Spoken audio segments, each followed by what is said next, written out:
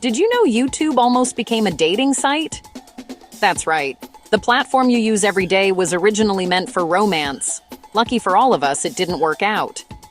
Back in 2005, 3 PayPal employees had a bold idea, a website for people to upload dating videos. But the world wasn't ready for it. And no one was interested. Instead of giving up, they asked a simple question: why not let users define what this website is about?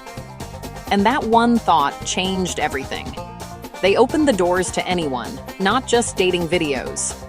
Soon, a video sharing revolution began, and the 3 founders became millionaires. Today, more video content is uploaded to YouTube in just 60 days than the 3 major US TV networks created in 60 years combined. In 2006, YouTube was part of Time's Person of the Year. And since then, it has grown into the 2nd largest search engine in the world.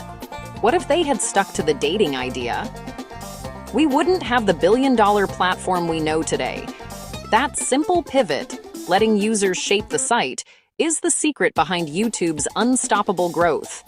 So next time you watch, upload, or share a video, remember, the future is built by those who adapt, experiment, and let the people decide what matters.